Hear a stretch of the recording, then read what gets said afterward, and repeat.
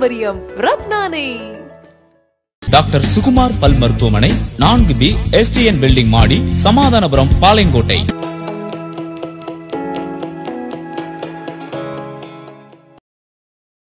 நெல்லையில் ஒரு பாரம்பரியமிக்க நெய் ரத்னா பியூர் நெய். 100% இயற்கையானது. மனம், சுவை, தரம் நிறைந்தது. பதப்படுத்தப்படாத ஃப்ரெஷ் வெண்ணெயில் எடுத்த நெய். செயற்கை ரசாயனங்கள் சேர்க்கப்படாதவை.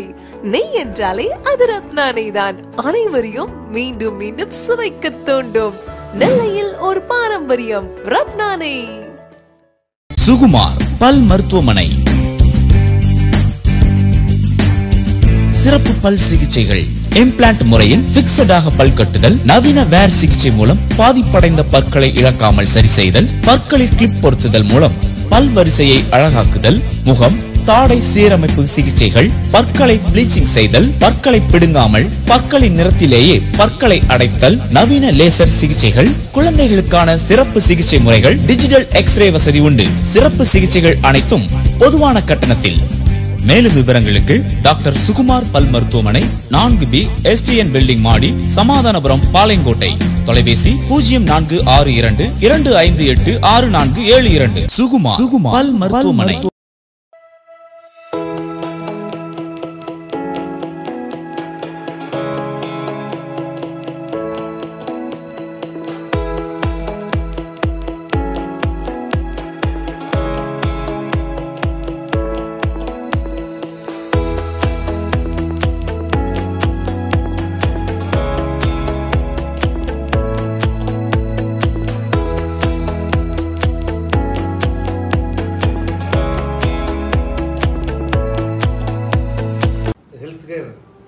இதழின் சார்பாக நம்முடைய நண்பர் ராஜா அவர்களுடைய இந்த மருத்துவ விழிப்புணர்வு வீடியோக்களில் இன்று நாம் காணப்போவது ரமலான் மாதத்தில் இஸ்லாமியர்கள் மேற்கொள்கின்ற அந்த நோன்பு என்ற அந்த அவங்களுடைய 5 கடமைகள், முக்கியமான அந்த கடமையை எவ்வாறு சர்க்கரை நோயாளிகளும் மற்ற உடல் உபாதை உள்ளவர்களும் அந்த நோன்பை தொடரலாம், அவர்கள் எவ்வாறு அந்த நோன்பு நோற்பதற்கு முன்பாக தங்களுக்கு இருக்கின்ற உடல் உபாதையை பரிசோதித்துக் கொள்ள வேண்டும், எவ்வாறு தங்களுடைய உடலில் உபாதை இல்லாமல் இந்த ரமலான் மாதத்தில் நோன்பை தொடர முடியும் என்பதை பற்றி நாம் இன்று காண்போம்.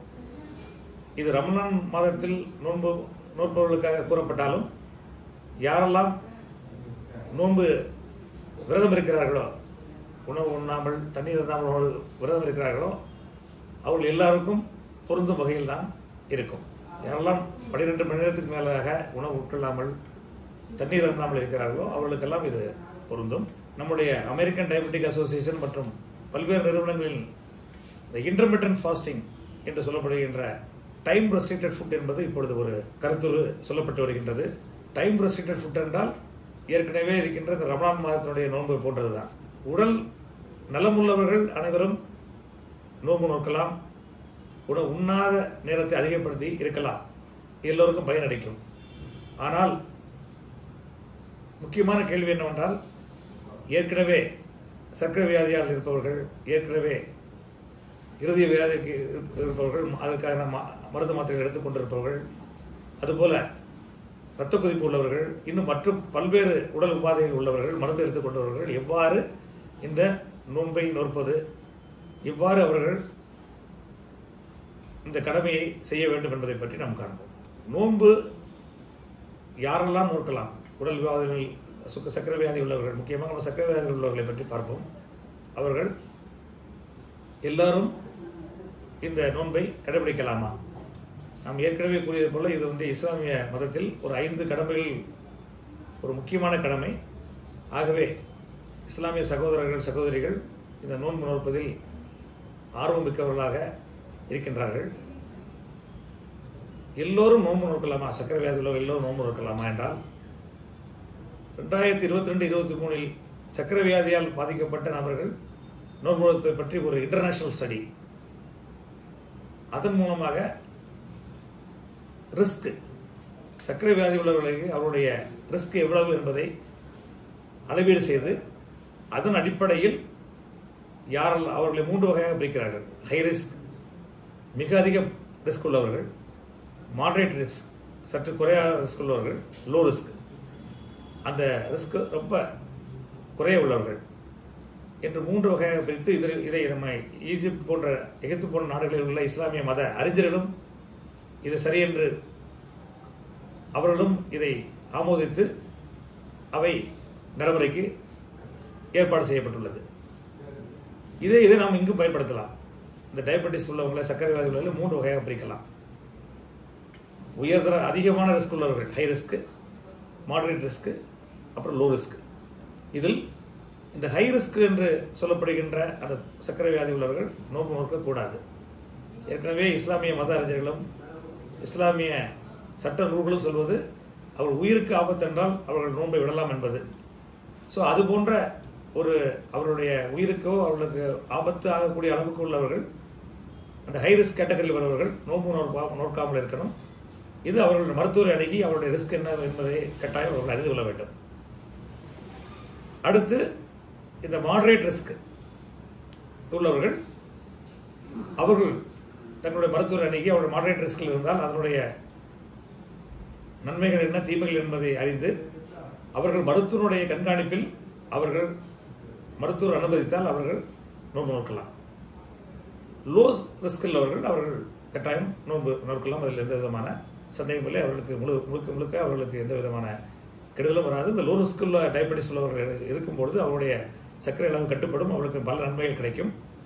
அந்த மாடரேட் ரிஸ்க் உள்ளவர்களும் மருத்துவ அனுமதியில் படி நோன்பு நோக்கும் பொழுது அவர்களுக்கு ஏற்படுகின்ற அந்த ஹைப்போகிளைசிமியா, தாழ்நிலை சர்க்கரை நிலைமை அல்லது ஹைப்பர் கிளைசிமியா, அதிகமாக சுகர் ஏறுவது போன்றவை கட்டுப்பாட்டுக்குள் வருவதற்கான சாத்தியக்கூறுகள் உள்ளது. ஆனால் அவர்கள் கட்டாயம் மருத்துவருடைய அனுமதியோடு அந்த நோன்பு நோக்க வேண்டும்.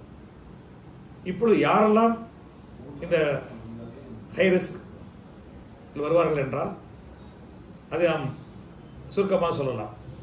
இன்சுலின் அதிகமாக தேவைப்படுவார்கள். அதாவது அவங்களுக்கு இன்சுலின் தான் இன்சுலின் கொடுத்து தான் சுகர் அவங்களுக்கு சர்க்கரை வியாதி கட்டுப்படுத்திருக்கிறது. பல தடவை இன்சுலின் எடுக்க வேண்டியிருக்கு. ஒரு நாளைக்கு 4-3 தடவைக்கு மேலே எடுக்க வேண்டியிருக்குன்னா அவர்கள் கட்டாயம் இந்த ஹை ரிஸ்க் கேட்டகரியில் வருவாங்க. அதுபோல் இந்த சர்க்கரை வியாதியின் காரணமாக சிறுநீரக பாதிப்புக்குள்ளானவர்கள், டயபெட்டிக் கிளாபரோபதி என்று சொல்வோம், அத்தகையவர்களும் இத்தகைய இந்த ஹை ரிஸ்க் கேட்டகரியில் வருவார்கள். அதுபோல் சர்க்கரை வியாதி அவருடைய கண்ணை பாதித்திருந்தால், அதுபோல் பல அவருடைய உடல் உறுப்புகளை பாதித்திருந்தால் அவர்களும் இந்த ஹை ரிஸ்க் கேட்டகரியில் வருவாங்க. அதே மாதிரி கருவுற்ற தாய்மார்கள், அவர்களுக்கு சர்க்கரை வியாதி இருந்தால் அவர்களுக்கு ஹை ரிஸ்க் தான் வருவாங்க. ஏன்னா அவர்கள் குழந்தையை பாதிப்பு என்பதால் அவருக்கு இன்சுலின் தேவைப்படுகின்ற அந்த ஆன்டிநேட்டல் மதர்ஸ், கருவுற்ற தாய்மார்கள், அவர்கள் நோன்பு நோக்க வேண்டும் என்றால் அவர்களும் இந்த ஹை ரிஸ்க் கேட்டகரியில் தான் வருவாங்க. ஸோ இது சில. லோ ரிஸ்கில் உள்ளவங்க யாருன்னா அவர்கள் ஒரு மாத்திரை மட்டும் எடுத்துக்கொண்டு, மெட்ஃபார்மின் மாத்திரை அல்லது ஒரு குறைந்த அளவு மாத்திரை உட்கொள்பவர்கள், உடல் பருமன் காரணமாக சுகர் இருப்பவர்கள், மற்ற நோய்கள், இருதய நோயோ அல்லது மற்ற நோய்களோ இல்லாமல் இருப்பவர்கள், இவரெல்லாம் இந்த லோ ரிஸ்க் கேட்டகரியில் வருவார்கள். இவர்கள் போன்றவர்கள் இந்த நோன்பு நோற்பதன் மூலமாக நோன்பு காலத்தில் சர்க்கரை நோய் நல்ல கட்டுப்பாட்டுகள் வரும். அவர்கள் சிலருக்கு மருந்து மாத்திரைகளே தேவைப்படாத நிலையும் ஏற்படலாம். ஸோ இவர்கள் லோ ரிஸ்க் கேட்டகரியில் உள்ளவங்க இந்த ரமலான் மாதத்தில் நோன்பு நோற்பது அவர்களுக்கு எந்த விதமான பாதிப்பை ஏற்படுத்தாது என்பது மட்டுமல்ல, அவர்களுக்கு உடல் பல நன்மைகளை பயக்கும் என்பதும் பல ஆராய்ச்சிகள் மூலமாக கண்டறியப்பட்டுள்ளது. இந்த மாடரேட் ரிஸ்கில் உள்ளவங்க அவர்கள் இப்பொழுது உள்ள விஞ்ஞான வளர்ச்சியின் காரணமாக நமக்கு பல்வேறு விதமான நன்மைகள் ஏற்பட்டு இருக்கிறது. இதுக்கு முன்னாடி சர்க்கரை வியாதி உள்ளவர்களை நம்ம மானிட்டர் பண்ணுவது, கட்டுப்பாட்டில் வைப்பது மிக கடினம். ஆனால் இப்பொழுது இருக்கின்ற பல்வேறு கேட்ஜெட்ஸ் நமக்கு வந்திருக்கு. அதன் மூலமாக அடிக்கடி சர்க்கரை அளவை பரிசோதித்துக் கொள்ளலாம். இன்னும் சொல்லப்போனால் சிலவருக்கு கண்டினியூஸ் குளுக்கோஸ் மானிட்டரிங் என்ற ஒரு அமைப்பு இருக்கிறது. அதன் மூலமாக ஒரு சின்ன அவருடைய உள்ள உடம்பில் ஒரு பிளாஸ்டர் வச்சு ஓட்டுவாங்க, கையிலேயோ காலிலேயோ அதில் ஒரு வயிற்றுலேயோ இடத்துல ஓட்டுவாங்க. அது கண்டினியூஸாக குளுக்கோஸ் மானிட்டர் பண்ணிகிட்டே இருக்கும். ஒரு கிராஃப் மாதிரி வரும். அதை அவங்க டாக்டருடைய அவருடைய மருத்துவருடைய செல்லுக்கு அவருடைய இதில் பார்த்தாங்கன்னா அப்டேட் பண்ணாங்கன்னா அதை வச்சு அவங்க எப்போ கீழே போகிறாங்க எப்போ மேலே போகிறாங்கன்னு கண்டுபிடிச்சி அதுக்கேற்றாப்புல அவங்கள சரி பண்ணலாம். இதெல்லாம் இப்பொழுது நடைமுறை. ஸோ இது போல மாடரேட் ரிஸ்க் உள்ளவங்க அவர்கள் கட்டாயம் நோன்பு நோக்க வேண்டும் என்று விரும்பினார்கள் என்றால், அந்த மருத்துவரும் அதை அனுமதித்தார் என்றால் இந்த முறையில் இப்பொழுது நோன்பு நோக்கலாம். இதெல்லாம் இப்பொழுது நம்முடைய விஞ்ஞான வளர்ச்சியுடைய விஞ்ஞான வளர்ச்சியின் காரணமாக இறைவன் அளித்திருக்கின்ற ஒரு கொடை என்று கூட கொள்ளலாம். சரி, அது அந்த அளவுக்கு போகாட்டா கூட மாடரேட் டெஸ்ட்டில் அவங்க ஒரு நாளைக்கு இன்சுலின் ஒரு நாளைக்கு ஒரு தடவை 2 தடவை எடுக்கிறாங்க. இவங்க வந்து மாடரேட் டெஸ்ட்டில் வருவாங்க. இப்படி ஏற்கனவே வந்து அவங்களுக்கு ஹைப்போகிளைசமியா வந்திருக்குன்னு வச்சுக்கோங்க. இதுக்கு முன்னாடி அவங்க தாழ்நிலை சர்க்கரை உள்ளவங்க, இவங்களும் வந்து மாடரேட் டெஸ்ட்டில் வருவாங்க. இவங்களே போன்றவங்க அடிக்கடி சுகர் பார்த்துக்கணும். தங்களுடைய ரத்தத்தில் சர்க்கரை அளவை பதிவு அவங்க செல்ஃப் மானிட்டரிங் சொல்லுவாங்க. இந்த ரத்த குளுக்கோமீட்டர் மூலமாக சகர் என்பது அது இரவு சகர நேர சாப்பாடு, நோற்பதுக்கு முன்னாடி சகர நேர சாப்பாடு, அந்த நேரத்துக்கு முன்னாடி ஒரு தடவை சுகர் பார்க்கணும். அதுபோல் இடையில் ஒரு தடவை நோம்பு நோட்டு கொண்டு இருக்கும்போது ஒரு மதிய நேரத்தில் ஒரு தடவை சுகர் பார்க்கணும். அப்புறம் நோன்பு துறப்பதுக்கு முன்னால், இஃப்தாருக்கு முன்னால் நம்ம 6:20 6:30க்கு நோன்பு துறப்போம். அந்த நேரத்தில் ஒரு தடவை சுகர் ரத்தத்தில் குளுக்கோஸ் சுகரை பார்க்க வேண்டும். அதுபோல் இஃப்தார் நோன்பு முடிந்த பிறகு நன்றாக சாப்பிட்டு விட்டு எவ்வாறு சுகர் ஏறுகிறது என்பதையும் ஒரு தடவை பார்க்க வேண்டும். ஸோ இது போல் ஒரு நாளைக்கு 4 அல்லது 5 முறைகள் பார்த்தார்கள் என்றால் இந்த மாடரேட் ரிஸ்கில் உள்ளவங்கெல்லாம் அவங்க எந்த விதமான ஒரு உபாதையும் இன்றி நோன்பு நோக்கலாம். ஸோ இதுதான் நம்ம கேட்டகரியாக பிரிச்சிருக்கோம். சுகர் உள்ளவங்க யாரெல்லாம் நோன்பு நோக்க முடியும், யாருக்கெல்லாம் நோன்பு நோக்கிறதுக்கான அந்த உடல் தகுதி இருக்கிறது, எந்த விதமான ஆபத்தும் இல்லாமல் நோன்பு நோக்கலாம் என்பதை பற்றி நாம் பார்த்தோம். இந்த 3 வகையாக நாம் பிரித்துவிட்டு இந்த ஹை ரிஸ்க் உள்ளவங்களுக்கு அனுமதி, அவங்களுக்கு வந்து உயிரை ஆபத்து ஏற்படுவதால் அவர்கள் மட்டும் இதில் தவிர்த்து விட்டு மற்ற எல்லாரும் நோன்பு நோக்கலாம் என்பதுதான் இப்பொழுதைய முடிவு. ஆனால் அந்த மாடரேட் ரிஸ்க் உள்ளவங்க மருத்துவருடைய அனுமதியோடு மருத்துவருடைய கண்காணிப்பின் உள்ளோடு நோன்பு நோந்தால் அவர்கள் உடலுக்கு நல்லது, எல்லாருக்கும் நல்லது என்பதை நாம் இந்த நேரத்தில் புரிந்து கொள்ள கடமைப்பட்டிருக்கின்றேன். அடுத்து மிக முக்கியமான கேள்வி, இந்த சர்க்கரை வியாதி உள்ளவர்கள் நோன்பு நோக்கும் பொழுது எவ்வாறு மருந்து மாத்திரைகள் சாப்பிட வேண்டும்? சர்க்கரை உள்ளவர்கள் நோன்பு நோக்கும் பொழுது இன்சுலின் போடுறவர்கள் எவ்வாறு போட வேண்டும்? சர்க்கரை நோய் உள்ளவர்கள் வியாதி உள்ளவர்கள் நோன்பு நோக்கும் பொழுது ஏதாவது உடற்பயிற்சி செய்யலாமா? இது போன்றவை மிக முக்கியமான கேள்விகள். சர்க்கரை நோய் உள்ளவர்கள் அவர்கள் சாப்பிடுகின்ற மருந்தை பொறுத்து, மருந்தின் அளவை பொறுத்து அவர்கள் எந்த நேரத்தில் சாப்பிட வேண்டும், எவ்வாறு சாப்பிட வேண்டும் என்பதை நம் மருத்துவரிடம் காண்பித்து கொஞ்சம் மாற்றிக்கொள்ள வேண்டும். உதாரணமாக ஒருவர் காலை மாலை இரவு 3 நேரமும் மாத்திரை சாப்பிடுகிறார் என்று வைத்துக் கொள்வோம். சர்க்கரை வியாதிக்காண்டு மாத்திரை சாப்பிடுகிறார் என்று வைத்துக் கொண்டால் இப்பொழுது அதை 2 நேரமாக மாற்ற வேண்டும். நோன்பு வைப்பதற்கு முன்பு சகர் நேரத்தில் அதை சாப்பிடும் பொழுது, அடுத்து நோன்பு திறந்து விட்டு இஃப்தாரில், இந்த 2 நேரத்துக்குமாக நம்ம அதை மாத்திரையை மாற்ற வேண்டும். இது இந்த மருத்துவரை அணுகி அவர்கள் மாற்றிக்கொள்ள வேண்டும். சுருக்கமாக சொல்ல போனால் நோன்பு திறந்து விட்டு 3/2 பங்கு அளவுக்கு மாத்திரைகளும், நோன்பு நோக்கு முன்பு 3/1 பங்கு மாத்திரையும் கொடுத்தால் மிக சரியாக வரும். இதில் முக்கியமாக கவனிக்க வேண்டியது சகர் நேர சாப்பாடு முக்கியம். அவர்கள் வந்து சர்க்கரை வியாதி உள்ளவர்கள் மாத்திரை எடுத்துவிட்டு சகர் நேரத்தில் தகுந்த உணவை சாப்பிட்டால் அவர்களுக்கு தாழ்நிலை சர்க்கரை ஹைப்போகிளைசமியா என்பது வராது. ஸோ இதுவும் முக்கியம். உணவும் முக்கியம். எவ்வாறு உணவு சாப்பிடும்போது, அதாவது சகர் நேரத்தில் வந்து உணவை குறைச்சிட்டாங்க வச்சுருங்க, மாத்திரையை சாப்பிட்டு உணவை குறைச்சிட்டாங்கன்னா அவங்களுக்கு வந்து மதிய நேரத்தில் ஹைப்போகிளைசமியா வந்துடும், தாழ்நிலை சர்க்கரை வந்துடும். அதே மாதிரி இஃப்தாருக்கு அப்புறம் நோன்பு திறந்துட்டு அதிக அளவுக்கு சாப்பிட்டார்கள், கார்போஹைட்ரேட் நம்ம நோன்பு திறக்கும்போது ஏற்கனவே பேரி தமிழை சாப்பிடுவாங்க, என்னென்ன சாப்பிட்றதுன்னு நான் பிறகு சொல்கிறேன். சில அவங்களுக்கு வேண்டிய உணவுகளை சாப்பிடும்போது சர்க்கரை நிலை கூடும். ஸோ அது மூலமாக ஒரு ஹைப்பர் கிளைசிமியா, அதாவது அதிகமான சர்க்கரை அளவு தாண்டும். ஸோ அந்த நேரத்தில் எவ்வாறு மருந்து சாப்பிடுவது என்பதை பற்றி முடிவு பண்ணி அவர்கள் அந்த நோன்பு திறந்த பிறகு அதிக அளவுக்கு மாத்திரையும், பிடிக்கும் பொழுது குறைந்த அளவுக்கு மாத்திரையும் சாப்பிடுவதாக அதை பிரித்து கொள்ள வேண்டும். இது முக்கியமானது. இது மாத்திரை சாப்பிட்றவர்களுக்கு. இன்சுலின் போடுறவங்க என்ன பண்ணலாம்? இன்சுலின் போடுறவங்க எடுக்கலாம். நான் சொல்லலை, பல தடவை 4 தடவை 5 தடவை இன்சுலின் போடுறவங்களே தவிர ஒருவேளை இன்சுலின் கிளார்ஜின்ங்கிற இன்சுலின் இருக்குது, இப்போ நவீன இன்சுலின்லாம் இருக்குது. அப்படிப்பட்டவங்க இரவு 1 நேரம் நோன்பு முடிச்சுட்டு தராவிக்கின்ற அந்த இரவு துறையெல்லாம் முடித்து விட்டு கூட அந்த இன்சுலின் எடுத்துக்கலாம். அது 24 hours ஆக்ஷன் இருக்கும். ஸோ அந்த மாதிரி பண்ணலாம். 2 தடவை இன்சுலின் எடுக்கிறவங்க அப்படின்னா ஏற்கனவே கூறியபடி அவங்க அவங்களுடைய சர்க்கரை அளவுக்கு ஏற்ப அதில் மாற்றங்கள் செய்ய வேண்டும். ஏற்கனவே ஒருத்தர் 50 யூனிட் எடுத்துக்கிட்டாருன்னா, காலையில் 30 இரவு 20 எடுக்கிறாருன்னா அதுக்கேற்றாப்போல் இப்பொழுது அவர் சகரத்துக்கு எவ்வளோ எடுக்க வேண்டும், நோன்பு திறப்பதற்கு முன்பு எவ்வளோ எடுக்க வேண்டும், இஃப்தார் நோன்பு திறந்து பிடிச்ச பிறகு எவ்வளோ இன்சுலின் எடுக்க வேண்டும், இந்த மருத்துவரையும் கேட்டு தெளிவு பெற்று அதுக்கேற்றாற்போல் அவருடைய இன்சுலின் டோஸில் அட்ஜஸ்ட் பண்ணிக்கணும். இது முக்கியம். அவர் ஏற்கனவே நோன்பு நோற்பது ரமலான் நோன்புக்கு முன்பாக எவ்வளவு இன்சுலின் எடுத்தாரோ அந்த அளவுக்கு இன்சுலின் எடுக்கக்கூடாது. அதே போல் காலையும் இரவும் எடுக்கக்கூடாது. அதை மாற்றி சகருக்கு எவ்வளவு எடுக்க வேண்டும், நோன்பு திறந்து விட்டு எவ்வளவு எடுக்க வேண்டும் முடிவு கொள்ள வேண்டும். ப்ரீ ரம்ஜான் கவுன்சிலிங் சொல்லுவோம். அதாவது ரமலானுக்கு முன்பு தங்களுடைய மருத்துவரை அணுகி அவங்க தன்னுடைய உடம்பில் HbA1c எவ்வளோ இருக்கிறதுன்னு பார்க்கணும். முக்கியமாக பிளட் சுகர் ஃபாஸ்டிங்லேயும் சாப்பிட முன்னாடியும் சாப்பிட்டப்புறம் பார்க்குறது மட்டும் இல்லை, கட்டாயம் இந்த நோன்பு நோக்கிறவங்க HbA1c என்கின்ற அந்த கிளைக்கேட்டர் ஹீமோகுளோபின்ங்கிறத கட்டாயம் அவங்க பார்க்கணும். அந்த அளவு வச்சு தான் வந்து இவங்க நோன்பு, நம்ம ஏற்கனவே சொன்னோம்ல கேட்டகரி சொன்னோம்ல ஹை ரிஸ்க்கு, அதில் வந்து 10 மேலே தான் ஹை ரிஸ்க் கேட்டகரியில் வருவாங்க. அவங்க நோன்பு நோக்கக்கூடாது 10 மேலே இருந்தாங்கன்னா.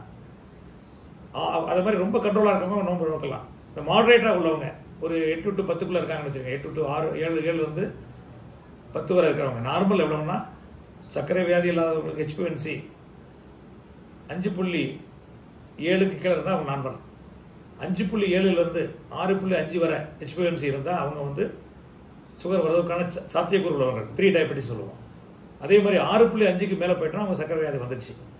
அதில் கண்ட்ரோல் வச்சு பார்க்கும்போது 7.7 to 8 இருந்தால் ஓரளவு கண்ட்ரோலில் இருக்காங்க, 8 to 9 மாடரேட் கண்ட்ரோலில் இருக்காங்க. அதுக்கு மேலே போயிட்டுனா புவர் கண்ட்ரோல். ஸோ இந்த புவர் கண்ட்ரோலில் இருக்கிறவங்க 10 இருந்ததுன்னா அவங்க கட்டாயம் நோன்பு நோற்பது தவிர்க்கப்பட வேண்டும். ஸோ அப்போ நோன்பு நோக்கு நீங்கள் ஆசை இருந்தால் என்ன பண்ணணும், 2 மாதங்கள் 3 மாதத்துக்கு முன்னாலே சர்க்கரையோட அளவை பார்த்து HbA1c பார்த்து அதை கட்டுக்குள் கொண்டு வந்து அதுக்கப்புறம் நோன்பு இருக்கலாம். நீங்கள் நோன்பு நோக்குறது முந்தின நாள் வந்து பார்த்துட்டு 10 இருந்துன்னு அதை குறைக்க முடியாது, எந்த மருத்துவம் குறைக்க முடியாது. ஆகவே ரமலான் மாதம் நோன்பு என்று நம்ம அந்த இறை எச்சத்தின்படி ரமலான் நோன்பு இருக்கின்ற அந்த இஸ்லாமிய பெரிய மக்கள் கட்டாயம் வந்து சர்க்கரை வியாதி உள்ளவர்கள் முன்னரே இதற்காக பிளான் பண்ணணும். நம்ம ரமலான் வரதுக்கு முன்னாடி முன்னரே பிளான் பண்ணால் அந்த ரமலான் மாதத்தில் மருத்துவ அனுமதியோடு நோன்பு இருக்கலாம். இது ஒரு அறிவுரை. ஸோ இந்த ப்ரீ ரம்ஜான் கவுன்சிலிங் ரமலான் முன்னாடி சர்க்கரை வியாதி உள்ளவர்கள் ஒரு மருத்துவரை அணுகி தங்கள் உடலை பரிசோதித்துக் கொள்வது அவசியம். இதன் மூலமாக அவர்களுக்கு வந்து ஏற்கனவே மாத்திரை எடுத்துக்கொள்வதற்கு மாத்திரைகள் எவ்வாறு சாப்பிடலாம் என்பதை மருத்துவர் அறிவுரை கூறுவார். இன்சுலின் எவ்வாறு எடுப்போங்களோ எவ்வாறு இன்சுலின் போடலாம்ங்கிறத அவங்க அட்ஜஸ்ட் பண்ணி அறிவுரை கூறுவாங்க. அவங்களாவே செல்ஃபாக வந்து மாத்திரையை குறைக்கிறதோ கூட்டுறதோ அல்லது இன்சுலினை போடுறது கூட்டுறதோ குறைக்கிறதோ செய்யக்கூடாது. நிறைய நம்ம பேஷண்ட்ஸ் வருவாங்க, சொல்லுவாங்கன்னா நல்லா கண்ட்ரோல் ஆகிட்டு ரமலான் மாதத்தில் மாத்திரையை விட்டுட்டேன்பாங்க. அப்படி மாத்திரை விடக்கூடாது. நீ மாத்திரையை வந்து குறைச்சிக்கலாங்கிறத மருத்துவத்தை காமிச்சு குறைச்சி பண்ணிங்கன்னா நல்லதே தவிர ரமலான் மாதம் முழுவதும் விட்டீங்கன்னு வச்சுருக்கேன், அடுத்து வரும்போது ரமலான் முடிந்து வரும்போது அந்த சர்க்கரை அளவு அதிகப்படியாக இருக்கும். ஆகவே தக்க உடலை பரிசோதித்து அவங்களுடைய HbA1c, அவங்களுடைய ரத்த சுகர் அளவு சாப்பிடுவதற்கு முன்பு சாப்பிட்ட பிறகு, அதுபோக கொலஸ்ட்ரால் உள்ளவங்க கொலஸ்ட்ரால் அளவு, உப்புச்சத்து உள்ளவங்க யூரியா கிரேட்டின் அளவு, ஹார்ட் பேஷண்ட்னா அதுக்குள்ள டெஸ்ட் எல்லாம் பண்ணிவிட்டு மருத்துவர் அணுகி அவர் சாப்பிட்ற மாத்திரைகளை எவ்வாறு உட்கொள்ள வேண்டும் என்ற மருத்துவ அறிவுரையின்படி நோன்பு நோற்றால் அவர்களுக்கு அந்த நோன்பு காலம் மிக அருமையாக கழியும், அவர்களுக்கு எந்த விதமான உபாதைகளும் வராது.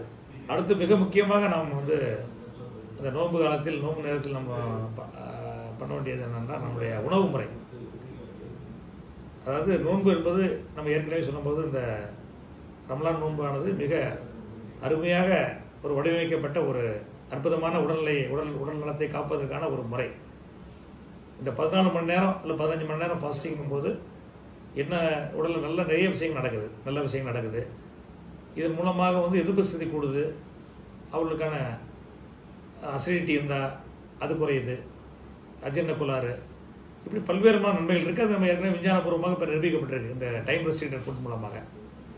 ஆனால் என்னென்னா இதில் உள்ள அந்த அருமையான இந்த நம்மளுக்கு கிடைக்கக்கூடிய அனைத்து பலன்களும் எதில் போயிடுதுன்னா, நோன்பு வச்சுருக்கும் போது நீங்கள் சாப்பிட்ற உணவு இருக்குல்ல, நோன்பு திறந்துட்டு அல்ல நோன்புக்கு சகரில் சாப்பிட்ற உணவு வகையில் நீங்கள் கரெக்டாக செலக்ட் பண்ணிங்கன்னா எல்லா நன்மையும் உங்களுக்கு கிடைக்கும்.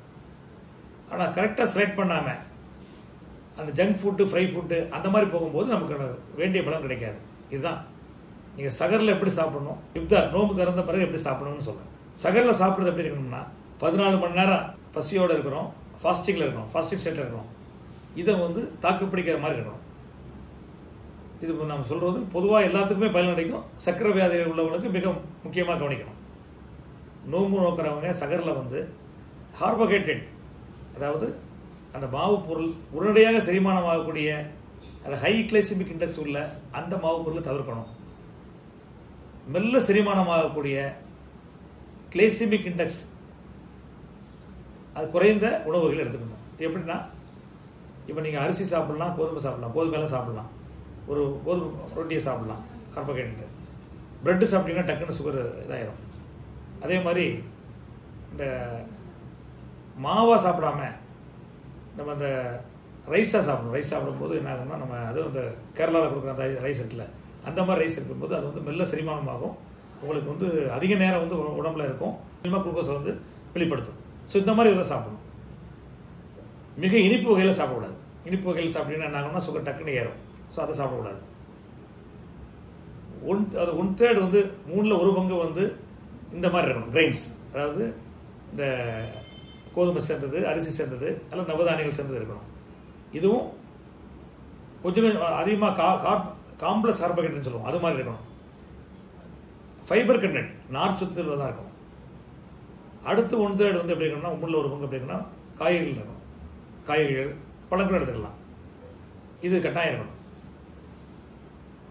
மீதி 1/3 எப்படி இருக்கணும்னா நீங்கள் ப்ரோட்டீன் டயட். இந்த ப்ரோட்டீன் வந்து எக்கு, முட்டை இருக்கலாம், ஃபிஷ் இருக்கலாம், அல்லது கறி இருக்கலாம், அல்லது வெஜிடேரியன் சாப்பிடுவாங்க, அது வெஜிடேரியன் சம்மந்தப்பட்ட ப்ரோட்டீன் புரதச்சத்து உள்ளதை இருக்கணும். சோயா பீன்ஸு, இந்த மாதிரி பீன்ஸு இதெல்லாம் இருக்கணும். ஸோ இந்த ப்ரோட்டீனும் வேணும், கொழுப்பு சத்து உள்ளதும் வேணும், கார்போஹைட்ரேட் வேணும். மூன்றுமே சரிவிகிதத்தில் சாப்பிடணும். கார்போஹைட்ரேட் பொறுத்தளவில் உடனடியாக சர்க்கரையை வெளிப்படுத்தக்கூடிய அந்த கார்போஹைட்ரேட், சிம்பிள் கார்போஹைட்ரேட் சொல்லுவோம், அதை தவிர்க்கணும். காம்ப்ளெக்ஸ் கார்போஹைட்ரேட்டுங்கிறத நம்ம அதிகப்படுத்தணும். நார் சத்து அதிகமாக இருக்கணும். இதுதான் சிம்பிளாக நம்ம சொல்கிறது. ஸோ இது சகரில் வந்து சில பேர் சகர் சாப்பாடை சரியாக சாப்பிட மாட்டாங்க. நைட் நல்லா சாப்பிட்டு படுப்பாங்க, இஃப்தார் இருப்பாங்க, நோம்பு திறந்துவாங்க, அப்புறம் நைட்டு ஒரு 9-10 மணி, இந்த திராவிலாம் தொட்டு 10-11 மணிக்கு சாப்பிட்டாங்கன்னா காலையில் அந்த சகரை சாப்பிட முடியாது. ஸோ இஃப்தார் சாப்பிட்டுட்டு நைட்டில் வந்து லேசாக அந்த பழங்களை தான் சாப்பிட்டுட்டு இந்த சகர் நேர சாப்பாட்டை மிக முழுமையாக சாப்பிட்டார்கள் என்றால், இது முக்கியமாக நம்ம சர்க்கரை நோய் உள்ளவர்கள் சொல்கிறது, சர்க்கரை நோய் உள்ளவங்க இந்த சகர் சாப்பாட்டை நல்லா சாப்பிட்டாங்கன்னா அவங்களுக்கு வந்து தாழ்நிலை சர்க்கரை, அதாவது ஹைப்போகிளைசமியா வராது. அவங்க மாத்திரையும் போடுறது சரியாக இருக்கும். அவங்க அந்த ஃபாஸ்டிங் 14 மணி நேரத்தை உடம்பு தாக்கு பிடிச்சிக்கணும். இது சிம்பிளாக நம்ம சொல்கிறது தான். அதே மாதிரி நோம்பு திறந்த பிறகு எப்படி சாப்பிடணும்? இஃப்தாரில் நோம்பு திறந்தவங்க நமக்கு வந்து உடனடியாக வந்து இம்மீடியட்டாக ரிலீஸ் பண்ணணும், சுகர் வேணும். அப்போ தான் வந்து நோம்பு திறந்தவொடனே அந்த மயக்கம்லாம் போகும். ஸோ ஏற்கனவே நம்மளுடைய அந்த இஸ்லாமிய முறைப்படி பேரித்தம்பளத்தை வச்சு சொன்னாங்க, நபிகள் நாயகம் சொன்ன மாதிரி பேரித்தம்பளம் மிக நல்லது. உடனடியாக சர்க்கரையை கூட்டுவதற்கு பேரித்தம்பளத்துக்கு நிகர் வேறு எது கிடையாது. ஸோ அதனால தான் என்ன பண்ணுறாங்க, பேரித்தம்பளத்தை கொடுக்குறாங்க, இந்த பழத்தை சாப்பிட்டா. ஆனால் என்னன்னா, ஒரு சர்க்கரை நோய் உள்ளவங்க ஒரு 2 பேரித்தம்பளம் அதோட நிப்பாட்டிக்கிட்டது நல்லது. ஏன்னா அது வந்து சுகர் ரொம்ப ஏறிடும். ஆனால் அவன் சுகரை வந்து ஏறதுக்கு தேவை, ஆனால் தொடர்ந்து ரொம்ப சுகர் ஏறிடக்கூடாது. ஸோ அது வந்து 2 பேரித்தம்பளத்தை நிப்பாட்டிக்கிடணும். அது போக இந்த சமோசா, இந்த வடை போன்றவற்றை தவிர்த்து விட்டு, எண்ணெய் பழங்களை தவிர்த்து விட்டு திருப்பியும் நம்ம பழங்கள், காய்கறிகள் சேர்ந்த சாலட்டு இந்த மாதிரி சாப்பிட்டீங்கன்னா நல்லது. இந்த மாதிரி உணவுகளை மாற்றிக்கொள்ளணும். பேரித்தம்பழத்தை வைத்து நோம்பு திறக்க வேண்டும். அது உடனடியாக நம்ம ரத்தத்திலே குளுக்கோஸ் அளவை கூட்டும், நல்லது. அதுபோக மற்ற இனிப்பு வகைகள்லாம் அதிகமாக தவிர்க்கணும். இனிப்புகள் ரொம்ப சாப்பிடும்போது என்னங்கன்னா ஹைப்பர்கிளைசமியா, சுகர் வந்து 300-400 போயிடும். அதுதான் என்ன சொல்கிறோம், அந்த சுகர் உள்ளவங்க, இன்சுலின் போடுறவங்க, நீங்கள் நோம்பு திறந்துட்டு ஒரு தான் எடுத்து பார்க்கணும். சுகர் எடுத்து பார்த்தா தெரியும், அதிகமாக போகும். ஸோ அந்த அதிகமாக போகும்போது என்னன்னா உடம்புல மெட்டபாலிசம் மாறி அவங்களுக்கு வந்து பல காம்ப்ளிகேஷன் வரும். ஆகவே நோம்பு திறந்த பிறகு நீங்கள் பேரித்தம்பழத்தை வைத்து திறக்கிறீர்கள். அடுத்து தொடர்ந்து இனிப்பு வகைகளை சாப்பிடாமல், தொடர்ந்து இந்த எண்ணெயில் பொரித்தவற்றை சாப்பிடாமல், திருப்பி காய்கறி சாலட்டு, அது போன்ற நம்முடைய நல்ல உடலுக்கு பலனளிக்கக்கூடிய நட்ஸு, நீங்கள் அந்த நட்ஸ் சாப்பிடலாம். அப்புறம் ஒரு பழங்களை வந்து ஜூஸாக சாப்பிடாம, ஜூஸ் சாப்பிட்டா என்ன பண்ணால் இது ஒரு முக்கியமான விஷயம். சர்க்கரை நோயில் கடைபிடிக்க வேண்டியது, பழங்களை வந்து பிழிந்து ஜூஸாக சாப்பிட்டீங்கன்னா ரொம்ப சுகர் ஏறும், அதில் நார்ச்சத்து போயிடும். பழங்களை கட் பண்ணி சாப்பிடணும், சவைச்சு சாப்பிட்டீங்கன்னா நல்லது. ஸோ எந்த பழத்தையுமே நீங்கள் சவைச்சு சாப்பிடுங்க, ஜூஸாக சாப்பிட்றத தவறுங்க. இதுதான் நம்ம சொல்லக்கூடியது. அப்புறம் பொதுவாக நம்ம அரிசி கஞ்சி சாப்பிடுவோம், நோம்பு கஞ்சி, அது நம்ம மாட்ரேட்டாக சாப்பிட்டுக்கலாம், ஒன்றும் இல்லை. அரிசி கஞ்சி சாப்பிடுவது நல்லது தான். ஸோ அதை வந்து நம்ம ஒரு மாட்ரேட்டாக ஓரளவுக்கு சாப்பிட்றது தவறில்லை. ஸோ இது மாதிரி நம்ம நோம்பு திறந்த உடனே திறக்கும் பொழுது அதிகமான இனிப்புகளை, கார்போஹைட்ரேட்டை தவிர்த்து, அதிகமாக எண்ணெயில் பொரித்தவற்றை தவிர்த்து, அதிகமான கொழுப்பு வகைகளை தவிர்த்து, மீண்டும் இதே போன்ற நமக்கு நலமளிக்கக்கூடிய உணவுகளை சாப்பிட்டோம் என்றால் அந்த நோன்பு இருந்த பிறகு இந்த இஃப்தாரிலும் நமக்கு நல்ல ஒரு அருமையான ஒரு உற்சாகம் கிடைக்கும். அடுத்து நம்ம சொல்வது போல் வந்து இரவு உணவுகளை அதிகமாக சாப்பிடாமல் 2 வேளை தான் சாப்பிடணும். நோம்பில் இடையில வந்து நம்மனா ஒரு 10 மணிக்கு கொஞ்சம் பசி இருக்கும், அதில் பழங்களோ அல்லது ஏதாவது சாப்பிட்டுட்டு அப்புறம் சகரில் நல்லா சாப்பிடணும். இதுதான் நம்ம சொல்லக்கூடியது. அது அடுத்து முக்கியமாக இப்போ நோன்பு காலம் வந்து கொஞ்சம் வெயில் நேரத்தில் வரப்போகுது. வெயில் காலத்தில் வரும்போது என்னென்னா தண்ணீர் சத்து அவசியம். நோன்பு இருக்காத அந்த இடைப்பட்ட நிலையங்களில் நம்ம இஃப்தார்லேருந்து சகர் வர இரவு நேரத்தில் தொழுகையும் தராவை தொழுவாங்க, வணக்கங்களில் ஈடுபடுவாங்க. ஸோ இந்த நேரத்தில் வந்து நம்ம வந்து 1 மணி நேரத்தில் தண்ணி குடிச்சிட்டே இருக்கணும். தண்ணீர் சத்து அவசியம். நோன்பு ஃபாஸ்டிங்கில் நம்ம குடிக்க முடியாத தண்ணீர் சத்தை நாம் இந்த நோன்பு திறந்து விட்டு அந்த நேரத்தில் இரவு நேரத்தில் அதிகமாக தண்ணீர் குடிக்க வேண்டும். நமக்கு தேவையான அளவுக்கு 8 டம்ளர் ஒரு 2 லிட்டர் 2.5 லிட்டர் தண்ணியை நம்ம வந்து இப்படி காம்பன்சேட் பண்ணிக்கலாம். அதை நம்ம ஃபாஸ்டிங்கில் குடிக்காத தண்ணீரை நம்ம இப்போ காம்பன்சேட் பண்ணும்போது உடல்நிலை சீராக அமைக்கும். ஆகவே இந்த தாகத்தையும் நம்ம இந்த நேரத்தில் தண்ணீரை வந்து தாகத்துக்காக இல்லை, தண்ணீர் உடம்புக்கு தேவை நல்லா குடிக்கணும். அதே மாதிரி தவிர்க்க வேண்டிய என்னன்னா காஃபி டீயை குறைச்சணும். எவ்வளோ தூரம் குறைக்க முடியுமோ அதை தவிர்க்க நல்லது. காஃபி டீ வந்து என்னென்னா நம்ம டீஹைட்ரேஷன் ஏற்படுத்தும் உடம்புல. வந்து அது சவருக்கெலாம் டீ சாப்பிட்டீங்கன்னு வச்சுக்கோங்க, டீஹைட்ரேஷன் ரொம்ப வரும். சகர் நேரத்தில் டீ சாப்பிடுவதை காஃபி சாப்பிடுவதை தவிர்க்க வேண்டும், தேநீர் தவிர்க்க வேண்டும். அவ்வாறு சாப்பிட்டேன் உடம்பிலிருந்து தண்ணீர் சத்து அதிகமாக வெளியேறி அவர்களுக்கு டீஹைட்ரேஷன் ஏற்படும், அது ஒரு தாக உணர்வு ஏற்படும். ஸோ இதை தவிர்ப்பதற்காக நம்ம இந்த மாதிரி ஹாட் பிவரேஜஸ் டீ காஃபி போன்றவற்றை நம்ம தவிர்த்துவிட்டு பால் சாப்பிடலாம், அதை நம்ம அதிகமாக சாப்பிடணும். அப்புறம் பழங்களை ஜூஸாக சாப்பிடாமல் பழங்களை கட் பண்ணி சாப்பிட்றது மிக நல்லது. இது உணவை பொறுத்தவரை. நோம்பு நேரத்தில் நான் காலையில் டெய்லி வாக்கிங் போவேன், இந்த மாதிரி இருப்பேன். எனக்கு உடம்பு நேரத்தில் நோம்பு நேரத்தில் நான் ஃபிட்னஸ் உடம்புக்கு என்ன பண்ணலான்னு கேட்பாங்க ஃபிட்னஸ் உள்ளவங்க. இரவு நேர தொழுகையில் ஈடுபடுவாங்க, அதுவே அவங்களுக்கு ஒரு எக்ஸசைஸ் மாதிரி தான். ஸோ அது போன்ற தொழுகை போன்ற இரவு நேர தொழுகை நம்ம எக்ஸ்ட்ரா பண்ணுறது இது நமக்கு ஒரு உடல் எக்ஸசைஸ் மாதிரி தான் இருக்குது. அதுபோக இந்த எக்ஸசைஸ் பண்ணதுக்கு உகந்த நேரம் என்பது எதுவென்றால், இது வந்து சர்க்கரை நோயாளிகளுக்கு எல்லாத்துக்கும் அதிகமான சர்க்கரையால் அவதிப்படுவர்களுக்கு இது பலனளிக்காது. நான் சொல்வது பொதுவாக உள்ளது. அதாவது என்ன சொல்லுவாங்கன்னா, ஃபாஸ்டிங் நீங்கள் நோன்பு திறப்பதுக்கு முன்னால் வந்து ஒரு 20 மினிட்ஸ் நடந்தீங்கன்னா ரொம்ப நல்லது. அது இன்சுலின் சென்சிட்டிவிட்டி ஆகும். ஸோ உங்களுக்கு வந்து சர்க்கரை நோய் வராமல் தடுக்கும். இது சொல்கிறது யாருக்குன்னா, உடல் உபாதை இல்லாமல் சற்றே பருமனாக உள்ளவங்க, இவன் சர்க்கரை வியாதியை தடுப்பதற்கு இது ஒரு முறையாக வைத்துக் கொள்ளலாம். நோன்பு இருக்கும் பொழுது நோன்பு முடிந்து அசர் தொழுது விட்டு மகரிப்புக்கு இடைப்பட்ட நேரத்தில் ஒரு 20 நிமிஷம் 25 நிமிஷம் நடந்தார்கள் என்றால் அவர்களுக்கு இந்த உடம்பில் உள்ள இன்சுலின் ரெசிஸ்டன்ஸ் குறைந்து சர்க்கரை வியாதி வராமல் தடுக்கப்படும். ஆனால் ஏற்கனவே சர்க்கரை வியாதி உள்ளவர்கள், மிக அதிகமாக சர்க்கரையால் பாதிக்கப்பட்டவர்கள் அந்த நோன்பு திறக்கிற நேரத்தில் நடக்கும்பொழுது தாழ்நிலை சர்க்கரை ஹைப்போகிளைசெமியா வரலாம். அவங்க தவிர்க்கணும். சொல்வது நன்றாக புரிந்து கொள்ள வேண்டும். ஏற்கனவே சர்க்கரை வியாதியால் அவதிப்பட்டு கொண்டிருப்பவர்கள், பல மாத்திரைகள் சாப்பிட்டவர்கள் நோன்பு திறப்பதற்கு முன்னால் நடக்கும்பொழுது தாழ்நிலை சர்க்கரை வரலாம், அவரும் தவிர்க்கணும். ஆனால் உடல் பருமனாக இருக்குது, நமக்கு சர்க்கரை ஒரு பார்டர் லைனில் இருக்குது, சுகர் இருக்குது, ஒரு 160 இருக்குது, சாப்பிட்ட பிறகு சாப்பிட்றது முன்னாடி ஒரு 100 இருக்குது. ஸோ சர்க்கரை வியாதி வரப்போகுது. அல்லது HbA1c இந்த 5.7 6.5 இருக்குது. ஸோ இவங்க வந்து ஃபியூச்சரில் சர்க்கரை வியாதி வரும். அதை தவிர்ப்பதற்கான ஒரு முறையாகவும் இதை பயன்படுத்திக் கொள்ளலாம். எதுவென்றால் இந்த இஃப்தாருக்கு முன்னால் ஒரு எக்ஸசைஸ் பண்ணுறது மூலம் தவிர்த்து கொள்ளலாம். மற்றபடி ஒரு தராவி தொழுகும் பொழுது அது ஒரு எக்ஸசைஸ் தான், அதெல்லாம் பண்ணுறது நல்லது தான். ஸோ இந்த இரவு நேர வணக்கங்கள் மற்ற வணக்கங்கள்லாம் நீங்கள் தொடரலாம், இதெல்லாம் ஒன்றும் தவறில்லை. நோன்பு நேரத்தில் பண்ணும்போது உங்களுக்கு இபாதத் அல்ல, உங்களுக்கு இறைவனுடைய அந்த அருளும் கிடைக்கும், உங்கள் உடலையும் சீராகும் என்பதை நான் இந்த நேரத்தில் கூறிக்கொள்கிறேன். அடுத்து இந்த முழிப்பு, அதாவது இரவு பகல் வந்து வித்தியாசப்படுது. இல்லைன்னா பகல் நேரத்தில் நிறைய நம்ம ரெஸ்ட் எடுக்கிறோம், தூங்குறோம். இரவு நேரத்தில் முழிச்சு மாதிரி இபாதத்தில் அல்லது வணக்க வழிபாடுகள் ஈடுபட்டுறாங்க. இதனால் வந்து இரவு நேரத்தில் முழிப்பும் பகல் நேரத்தில் வந்து அதிகமான தூக்கம் இருக்குது. ஸோ உடம்புல சர்க்காடியன்றதுன்னு சொல்லுவாங்க, இந்த கார்டிசால் லெவல் வந்து மாறுது. ஸோ அதுக்கேற்றாப்புல என்ன பண்ணணும், ஏற்கனவே உடல்நிலை பாதிக்கப்பட்டவர்கள், சர்க்கரை வியாதி உள்ளவங்க, இதய நோய் உள்ளவங்க, ரத்த கொதிப்பு உள்ளவங்க, தைராய்டு உள்ளவங்க, இதுக்கேற்றாப்புல வந்து மருந்து மாத்திரைகளை உட்கொள்வதை சரி செய்து கொள்ள வேண்டும். அதே மாதிரி தைராய்டு உள்ளவங்க கேட்பாங்க, நாங்கள் எப்போ மாத்திரை காலைல சாப்பிட்டோம், காலைல அந்த சகருக்கு முன்னாடி போடுறது கரெக்ட். அவங்களுக்கு காலைல ஃபாஸ்டிங் முடியாதுல்ல, சகரில் தைராய்டு உள்ளவங்க சகரில் காலைல மாத்திரை போட்டுக்கலாம், அது போடுறது நல்லது தான். இப்போ ஹார்ட் பேஷண்ட் கேட்பாங்க, நாங்கள் என்ன பண்ணலான்னு. ஹார்ட் பேஷண்டாக இருக்கவங்க கட்டாயம் மாத்திரையில் வந்து அளவு அந்த மருத்துவ பரிந்துரைத்த எல்லா மாத்திரைகளையும் கட்டாயம் சாப்பிட வேண்டும். அந்த 3 முறை சாப்பிட்றவர்கள் மருத்துவரை அணுகி அதை 2 முறையாக மாற்றிக்கொள்ள வேண்டும்.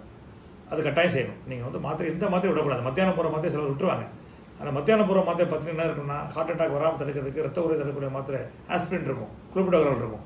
ஸோ அந்த மாத்திரை மொத்தமாக விட்டுருவாங்க. அப்படி விடக்கூடாது, அதுக்கு வேறு நேரம் போடலாம். இது வந்து மருத்துவத்தை காமிச்சு நீங்கள் வந்து ஏற்கனவே உங்களை ப்ரெஸ்கிரிப்ஷனை கொண்டு போய் இந்த மாதிரி இருக்கிற வியாதிகள் நோன்பு இருக்க போகிறேன், என்னுடைய மாத்திரைகள் இவ்வளோ சாப்பிட்டுருக்கேன், இதை எப்படி நீங்கள் அட்ஜஸ்ட் பண்ணி கொடுக்குன்னு சொல்லி மருத்துவரிடம் காண்பித்து அட்ஜஸ்ட் பண்ணி அதுக்கேற்றால மாத்திரை சாப்பிட வேண்டும். தவிர நீங்களாகவே மருந்து மாத்திரைகளை உட்கொள்வது தவிர்க்கவோ அல்லது மாற்றவோ கூடாது. இது முக்கியமான விஷயம். அதே மாதிரி ரத்த கொதிப்பு உள்ளவர்களும் அப்படி தான். ரத்த கொதிப்பு வந்து நோன்பு இருப்பதற்காக ஒரு 10, அது ஏற்கனவே ஆராய்ச்சி முடிவுகளின்படி ஒரு 10 மில்லிமீட்டர் மெர்க்குரி கட்டாயம் குறையும் நோம்பு நேரத்தில். நோம்பு இருப்பதன் மூலமாக ஒரு 140, 90 இருந்தால் 130, 80க்கு வரும். இந்த 10% குறைய தான் செய்யும். நோன்பு இருப்பதன் மூலமாக நல்லது அது. ஆனால் ஏற்கனவே ரத்த கொதிப்புக்கு மாத்திரைகள் சாப்பிட்றவர்கள் அந்த மாத்திரையை எவ்வளோ அளவு உட்கொள்ள வேண்டும், எதுவும் டோஸ் குறைக்கலாமாங்கிறத மருத்துவர் அணுகி பார்த்துக்கணும். பொதுவாக வந்து ரத்த கொதிப்பு மாத்திரை உள்ளவர்கள் அதை விடக்கூடாது. எவ்வாறு சாப்பிட வேண்டும் என்பதை நாம் இது மருத்துவர் அணுகி கேட்டுக்கொள்ள வேண்டும். அதுபோல் உப்பு அளவை குறைக்க வேண்டும்.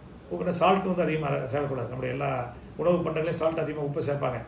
ரம்ஜான் ஃபாஸ்டிங் முடிச்சு சாப்பிட்ற இஃப்தார் விருந்தில். ஸோ அதெல்லாம் நம்ம குறைச்சிக்கணும். உப்பை குறைப்பதன் மூலமாக நமக்கு உடலுக்கு நல்லது. தண்ணீர் தாகம் அதிகமாக இல்லாமல், உப்பு தினம் தண்ணீர் இருப்பாங்கல்ல, உப்பு அதிகமாக தண்ணீர் தாகம் ஏற்படும். ஆக உப்பு அளவை குறைப்பது நல்லது. அதனால் சீராக வச்சுப்பது நல்லது. எல்லா வியாதிகள் உள்ளவர்கள் நோன்பு நோக்கலாமா, அவர் நோன்பு நோற்றால் எவ்வாறு நோக்க வேண்டும் என்பதை பற்றி நாம் இப்போது கண்டோம். ஏற்கனவே நம்முடைய மார்க்க அறிஞர்களும் இறைவன் திருமறையிலும் நபிகள் நாயகம் அவர்களும் கூறியதுபடி எந்த ஒரு மனிதனுக்கும் அவர் சக்திக்கு மேலே ஒன்றை நாம் கொடுப்பதில்லை என்று கூறியிருக்கிறார்கள். அதன்படி நோன்பு நோற்பது கடமையாக இருந்தாலும் கூட நோன்பு யாரெல்லாம் தவிர்க்கலாம் என்பதை பற்றி நம்முடைய மார்க்க அறிஞர்களுடைய கருத்துக்கள் இருக்கின்றது. அதன்படி மிக கிரிட்டிக்கலாக அவங்களுடைய உயிருக்கு ஆபத்து என்ற நிலையில் உள்ளவர்கள் நோன்பு நோற்பதை தவிர்க்கலாம். ஸோ அதை நீங்கள் மருத்துவருடைய அணுகி கட்டாயம் வந்து உங்களுடைய உடலுக்கு அந்த நோன்பின் மூலமாக நோற்பது மூலமாக அவர்களுக்கு உபாதை ஏற்படும் என்றால், கிரிட்டிக்கலாகும் என்றால் நீங்கள் தவிர்ப்பது நல்லது. இது நாம் ஏற்கனவே கூறினோம். அதுபோல் உங்களுடைய சர்க்கரை வியாதி உள்ளவர்கள் அவங்களோட ரிஸ்க்கு எவ்வளோ ரிஸ்க்குங்கிறத டாக்டர்கிட்ட பார்த்து அவங்க ரிஸ்க்கை வந்து முடிவு பண்ணிவிட்டு ஹை ரிஸ்க்கா, லோ ரிஸ்க்கா, மிடில் ரிஸ்க்கா அப்படிங்கிற முடிவு பண்ணிட்டு நீங்கள் நோன்பு நோக்கணும். நோன்பு நோக்கும் போது ஏற்கனவே சொன்னோம், மருந்து மாத்திரைகளை எவ்வாறு உட்கொள்வது, இன்சுலின் போட்டால் எப்படி பண்ணுவது, அதை நீங்கள் கடைபிடிக்கணும். எந்த மருந்து மாத்திரையிலையும் நீங்களாகவே மாற்றிக்கொள்ளக்கூடாது. மருத்துவர் அனுமதியோடு அதை அட்ஜஸ்ட் செய்து கொள்ள வேண்டும். அதுபோல் நோன்பிலே என்ன சாப்பிட வேண்டும், சகரில் எப்படி சாப்பிட வேண்டும், நோன்பு முடிச்சு இஃப்தாரில் என்ன சாப்பிட வேண்டும், எத்தனை உணவுகளை சாப்பிட வேண்டும் என்பது மிக முக்கியமானது. நீங்கள் தக்க உணவுகளை சாப்பிட்டு தக்க மருத்துவ அறிவுரைப்படி நோன்பு நோக்கும் பொழுது அந்த நோன்பானது முழுமையான பயனை உங்களுக்கு கொடுக்கும். உங்களுடைய அது இறைவணக்கத்துக்கும் உகந்ததாக இருக்கும், உங்களுடைய உடல் நலத்துக்கும் உகந்ததாகும் என்பதை இந்த நேரத்தில் நான் கூறிக்கொள்கின்றேன். ஆகவே நோன்பு நோக்கலாம். சர்க்கரை வியாதி உள்ளவர்கள் நோன்பு நோக்கலாம். அந்த சர்க்கரை வியாதி என்ற சவால் உள்ளவர்கள் நோன்பு நோக்கலாம். தக்க முன்னெச்சரிக்கையான நடவடிக்கைகள் எடுத்துக்கொண்டு நோன்பு நோக்கலாம் என்பதுதான் நாம் கூறுகின்ற செய்தி. யார் தவிர்க்க வேண்டும் என்று தவிர்க்க முடியாத அளவிற்கு உடல் உபாதை இருக்கிறதோ அவர்கள் இந்த நோன்பு நோக்காமல் தவிர்ப்பது நலம். மற்றவர்கள் எல்லாரும் இந்த நோன்பை நோர்த்து அந்த 30 நாட்கள் நோன்பை மிக அருமையான முறையில் பூர்த்தி செய்யலாம்.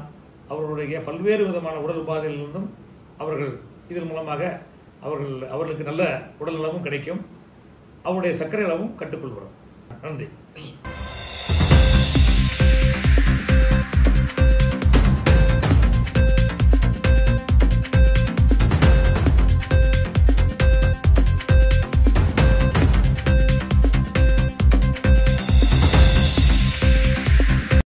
நெல்லையில் ஒரு பாரம்பரியம் ரத்னானை.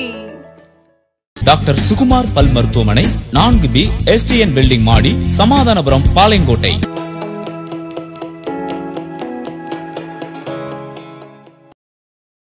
நெல்லையில் ஒரு பாரம்பரியம் மிக்க நெய் ரத்னா பியூர் நெய். 100% இயற்கையானது, மனம் சுவை தரம் நிறைந்தது, பதப்படுத்தப்படாத ஃப்ரெஷ் வெண்ணெயில் எடுத்த நெய், செயற்கை ரசாயனங்கள் சேர்க்கப்படாதவை.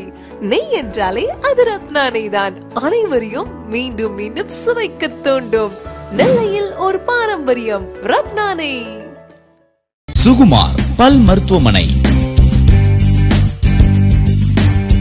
சிறப்பு பல் சிகிச்சைகள், இம்ப்ளான்ட் முறையில் பிக்சடாக பல் கட்டுதல், நவீன வேர் சிகிச்சை மூலம் பாதிப்படைந்த பற்களை இழக்காமல் சரி செய்தல், பற்களில் கிளிப் பொருத்துதல் மூலம் பல் வரிசையை அழகாக்குதல், முகம், தாடை சீரமைப்பு சிகிச்சைகள், பற்களை ப்ளீச்சிங் செய்தல், பற்களை பிடுங்காமல் பற்களின் நிறத்திலேயே பற்களை அடைத்தல், நவீன லேசர் சிகிச்சைகள், குழந்தைகளுக்கான சிறப்பு சிகிச்சை முறைகள், டிஜிட்டல் எக்ஸ்ரே வசதி உண்டு. சிறப்பு சிகிச்சைகள் அனைத்தும் பொதுவான கட்டணத்தில்.